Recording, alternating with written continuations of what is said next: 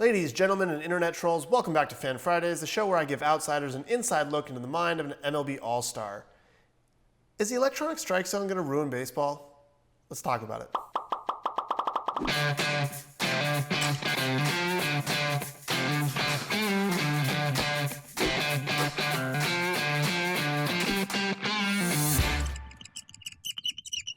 YouTube fam, what up? Gonna answer some questions from you guys first. Question number one.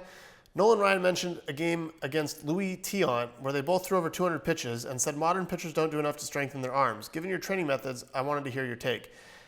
I somewhat agree with this. First off, we need to discuss that it's not really arm strength. Like, I can't go just do bicep curls and tricep extensions and forearm curls and stuff like that and be better at throwing more pitches. So this whole idea of like arm strength being a thing is not for throwers is just not really a thing. With that being said, I don't think pitchers are conditioned to throw that much because I don't think they're asked to throw that much. Another reason, or one reason for that, may be that pitchers throw in general, as a league, pitchers throw much harder today than they did back then when Nolan played. I'm not saying that they threw harder than Nolan. I'm just saying as a league, the league throws harder now than they did back then. So there's more relative stress on the arm on every given pitch today than there was back then. So that's one thing to think about. Another thing to think about is we have a lot more data today to give us insight into when a pitcher is most effective and when he's not. The level of hitting has improved a ton. The way that hitters attack pitchers and understand game plans and zero in on their stuff and all that has changed a ton. And so now managers and teams are optimizing the matchups and understanding that, as a pitcher faces the lineup a second time, third time, fourth time, on a whole, as a league, pitchers get worse and hitters get better the more often they see each other. So I think that's one of the reasons why. I think I can throw 200 pitches in a game. I don't think I could do it right now because I haven't done it and I'm not conditioned to really be able to do that. I think that at some point performance would definitely suffer. Do I think I can throw more than 100 easily? Yeah. I think my limit would probably be about 130, 140 right now. But if I started bumping up towards that, I would then be more conditioned to do it. But at some point, there's a certain level of fatigue that in a given day, you work out for long enough, your muscles get tired enough, you start adding more stress to the connective tissue, and your mechanics start breaking down. And everyone has a different threshold. Some people break down after 12 pitches. Some people break down after 50. Some people break down after 140. So it's really hard to say. There's a lot of different ways you can measure that. Some of them haven't really been employed as far as I know. Some of them have. But something I'm working on personally to try to figure out what that threshold is for myself and for other players and to try to help them out. So those are kind of my thoughts on what Nolan had to say there. Question number two. What do you think is the hardest a human being will ever throw? Well, what are we talking about here? Are we talking about like a running throw? Are we talking about with a baseball? Are we talking about off a mound? Because, the hardest that someone's ever thrown as far as I know is 116.9 with a 3-ounce ball, and I hold that record. The hardest I've ever seen someone throw with a baseball is 107.8, and Casey Weathers holds that record. But both of them were on a running pull down. The hardest someone's thrown from a mound is I think 105.1 or so, 105 something like that by Chapman or maybe Jordan Hicks, one of those two. So I got to imagine that someone will throw a little bit harder than that, but it'd be really hard to imagine designing like a human in a lab any better than Aroldis Chapman to be able to throw that hard. If you think about all the things that matter in a delivery for strength, for velocity, it's strength, it's sequencing, it's timing, it's power of the athlete. It's it's intent, and he has all of them. It's the lever size. It's like, you probably couldn't build a human better to throw a baseball than Aroldis Chapman, and give him a set of mechanics that's better than Aroldis Chapman. So, that may be close to the limit. I don't think it's the limit. I think someone will come along and incrementally break it. I don't think it's much higher than that. Potentially 110, maybe. I know a human body can move 107.8. I've seen it. I was there when Casey did it. So I'll put that. I'll say 107.8 off a mound is going to be my top end. And I will not be around on this earth to see if I'm right or not. So maybe a time traveler from the year 7051, when an asteroid strikes the Earth and kills off the human population, can come back and tell me if I was right or not. If not, I'll just never know. Let's see. Question number 3. Who has been your biggest influence in baseball and in your personal or business life? My dad, Warren. He always taught me as a kid the engineering mindset, which is, where are you now? Define it. I mean, everything. Be super honest and critical of yourself, and like just get a very good sense of where you are right now. And then do the same thing for where you want to be. I mean, down to the T, like exactly. Like if you're building a bridge as an engineer, you need to know exactly what the problem is and what the surroundings are and what the situation is. And you need to know exactly what you need to do to make the bridge work and not fall over. And then you need to design a process in order to make that happen. And then you need a way to evaluate how good your process is over the course of time. So applying that mindset to basically everything. I've applied it to baseball, where, okay, I'm here and I want to play in high school, and a high school player does this, but I currently can do some of those things and not all of them, so I need to get better at these things, and this is how I think I'm going to get better at them, and this is how I'm going to check if I am getting better at them, and so like I've been able to improve and improve and improve, oftentimes at a much faster rate than other people who may not have that process, who are like, oh, let me try this, let me try that, let me try this, and if they don't happen to stumble upon the right thing, they just kind of waffle and they don't really improve. So I apply it to business. It's like, where's my company right now? What are our problems? What do we do well? Okay, great. I understand that. Where do we want to be? What's our vision? What's our goal? Great. How can we close the gap between here and there? What are the roadmap? What's the roadmap? What are the roadblocks we're going to face? What are the hurdles we're going to have to overcome? Okay, great. How are we going to do that? And then go from there. So just my dad from a very young age teaching me that process in a way to like, he basically taught me how to learn and how to self-improve. And you can apply that to anything. You can apply it to relationships. Hey, what am I good at? What am I bad at? Let me figure out a way to be better at the things I'm bad at and maintain the things I'm good at. Like if I suck at communication, let me figure out a way to communicate better. Like, so you can apply this process to everything. So yeah, big shout out to Warren Bauer for teaching me that from a young age. Let's see here. Now for some questions from all of you fans over at trevorbauer.com. I really appreciate you guys. I can't speak, can't even say my own website. That's embarrassing. But I appreciate y'all checking me out over there and submitting your questions. So thank you for that. Question number 4 comes from Quentin Jen, who says, I read somewhere that you've employed over 19 pitches at one point or another in your career. I know you've made up a few, such as the power screwball and the bird. What pitches did you create, and why did you create them, and how do you throw them? There's a lot there. I've used probably well more than 19 grips in my lifetime. As I understand it now, there's really only a distinct number of pitch types that you can even throw. Let's see if I can name them off as a 4-seam, a 2-seam, a sinker, a changeup, a split, a screwball, a forkball, and then on the other side of things you have the cutter, the slider, the slurve, the curveball. So I guess technically you could throw all of those, but when you look at it, like a split and a forkball kind of blend together, and a split and a changeup kind of blend together, because some changeups are like a split and thrown kind of with a split grip. So then, but the pitcher calls it a changeup, and it moves like a split, or it moves like a changeup. So it's really hard to say what a distinct pitch type is and what it's not. But yeah, I've thrown well over 19 different grips throughout my lifetime.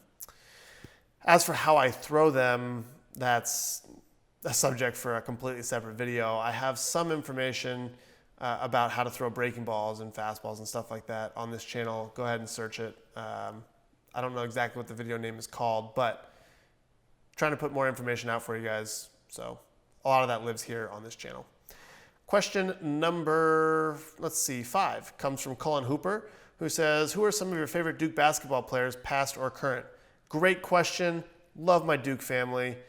Even though I didn't go there, and I get a lot of crap sometimes because I went to UCLA, but I'm a big Duke basketball fan. I've been a Duke basketball fan my entire life. JJ Redick, that run with Sheldon Williams and that era of Duke basketball was electric. My favorite Duke team of all time, I think, was the John Shire, Kyle Singler, Zubek, Kelly, Nolan Smith, like that group that won the championship in 2010, I believe. I really identified with those players because none of them were maybe the most talented player. I think there's a couple of them that had, good NBA careers. I know Singler played in the NBA, Kelly played in the NBA for a little bit. Like, they made it. They were really talented. But, I mean, they're not like a LeBron James type talent or maybe a Zion Williamson type physical talent. But that team played such good defense. They played so hard. They were such a good team. I mean, it was quintessential like Duke basketball before the one and done era kind of set in at Duke. And yeah, watching that team and Shire was kind of like JJ. He was a really good shooter and was always on the court and played good defense. And JJ was there from like 2000 to 2004, and I remember that was really the time when I think I was like between 10 and 14 then. Or 9 and 4. I don't know. I don't even know how old I am anymore. But that was when I really started like identifying with the players and following it really closely and knowing what was going on and like just watching JJ like on a fast break flare out to the wing and drill a three and it was just so fun. I remember a game, they had a game, they're ranked like number 2 in the nation and they played Texas, who was number 1, and I was out at a tournament and like rushed to a bar with my dad to try to find the last bit of the game after my game was over, and we got there and like it was like 90 to 66 or something at the time we got there, and our first reaction was like, oh no, they're losing. And then we realized that they were just blowing Texas out, and it was like this moment of jubilation. And then there's a game against Virginia Tech when I got home with like 1.2 seconds left in the game and turned it on all frantically and like, we're gonna lose, and I was just so depressed. And then it's you throw it in and it's the half court shot. I think was it Dockery that hit that? I can't remember who hit that shot, but half court shot from the right side, the far side of the television broadcast, and just buries the three to win it at the buzzer. There's so many Duke moments that I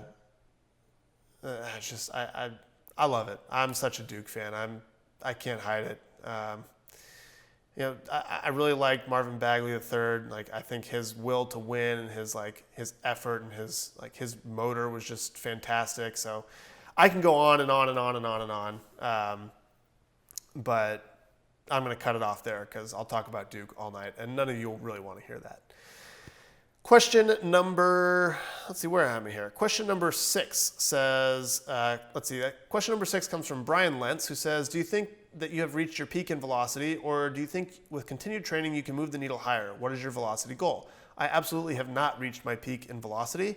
I probably have another 3 or 4 years where I can add velocity before I start kind of hitting the back end of my physical prime and declining. I have no idea how much I'm going to decline either, but that's just kind of what happens to people. So my thought is that a lot of people just kind of stop working, and so that cliff looks a lot steeper than it actually is. But people do lose velocity, as they get older. I just don't know when that's going to be. But I do know that I probably have 3 or 4 more years at least to gain velocity. I'm not very strong on my upper half, and I'm not very powerful.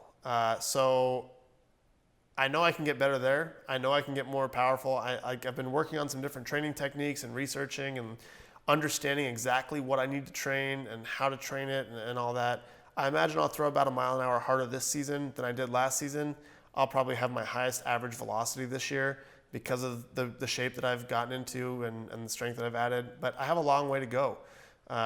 Generally, there's been studies on throwers, shot put and javelin, where there's certain thresholds that if you get to those strength thresholds, anything past that, you don't really see any benefits to throwing, but everything up until that point, you do see benefits. And I think the thresholds are 1.5 times your body weight on bench press, 2 times your body weight on squat, and 2.5 times your body weight on deadlift. And so I'm there on deadlift, but I'm not there on squat, and I'm not there on bench press. So I know I can get stronger, which makes me a more capable athlete. I know I can train the tensile strength of my tendons, the reflexivity of them, the trampoline effect, so to speak, and I know I can get better there. So I got to imagine I'll add another mile or 2 to my average fastball velocity by the end of my career. Well, before my career is over. So my goal is to sit 96.5 or higher for a season. It would be great to sit 97. That's my top end goal. I don't know if I can do it or not, but that's what I'm shooting for. And I want to hit 100 in a game, a legitimate 100 on Hawkeye, StatCast, Radar Gun, like whatever the measurement tool is when I do it, but a legitimate 100. I always shot for 90 as a kid. The new 90 is 100. I want it. So that's my goal. And last but not least, question number 7 comes from Wyatt Madison, who says, what's your opinion on the proposed electronic strike zone? I could be wrong, but I think the electronic strike zone would take away not only from your ability as a pitcher to get borderline calls, but then also take jobs away from defensive-minded catchers like Jeff Mathis or Austin Hedges, who get so much of their value from being elite pitch framers. All right. Electronic strike zone. Hitters would hate it. I'm firmly convinced hitters would hate it. There are so many pitches that nick the corner that don't get called. High strikes, curveballs that end up bouncing that technically caught the bottom of the zone. The plate would become three-dimensional, so you can have like a slider that clips like the very front edge of the plate and ends up in the dirt, or a curveball that gets the very back tip of it on the way down. Like those are not called today. But yeah, I think hitters would hate it. I think hitters think they would really love it and they want it, but I think they would actually hate it. I do think it would take away from some of the skill of being a catcher, but then you have to ask yourself the question, like, how rigid do you want the game to be? Like, do you want pitch framing to be a skill? Do you want that to be a value add or not? And some people may want it to be that way. Some people may not. Does it add anything to the game? Does it add anything to the enjoyment of the game? Like, as a fan, if you're watching the other team and the catcher like frames a pitch into the zone and it's clearly off the plate, and your team loses because the catcher did that, like, do you really want that to be part of the game? And do you notice it as much when your player, frames a pitch and you get the strike 3 call, but it was a ball? Like, do you notice it that much? I don't know. I think that most fans probably like pitch framing less because they get more mad when the other team does it to their team than when their team does it and gets away with it. Not gets away with it, but when they get the benefit of a call. So I don't know. I think that the electronic strike zone probably should be implemented in a limited fashion. I think that there's a way to for egregious calls, maybe a ball width on either side of the black is up to interpretation. But anything within that or outside of it, would be, you'd have an earpiece maybe with the umpire that, says ball or strike in those cases, and you call it that way. I don't know. I don't know exactly how it would play out, but it does affect the game a lot. You miss calls on 1-1 counts that swinging a bat from 1-1 either to 1-2 or to 2-1. It's a huge difference. Like, you look at the batting average against in those 2 counts, it's like 280 points or something difference. Might even be 300 points difference. So that can really sway a game. That can really change things. So it just comes down to whether you as a fan think that, you want more standardization to baseball, or you want more kind of art to it and, kind of painting, your own picture as opposed to, painting by number, so to speak. So I don't know. I don't really know where I fall on it, other than I think it could be utilized in a limited way. I also don't think that umpires should be eliminated completely. But, I don't know. I'm sure in the future it'll go that way, because that's what human society does. And technology increases and you implement it and then you move on from there. So who knows? It'll be interesting to see what happens and how fans react to it when it does happen. But that's all the questions that I have from y'all today. So now I have a question from you, and it falls right in line with the last question. Who is your favorite or least favorite umpire, and why? Give me all the reasons. I want to know everything. Give me what you got. Leave it in the comments below.